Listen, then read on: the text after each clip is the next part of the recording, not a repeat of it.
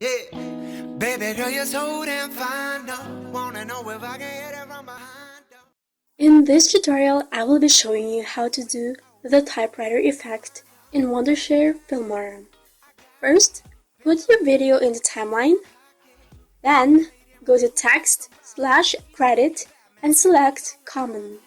You can choose whatever text effect you want in here as long as it's simple.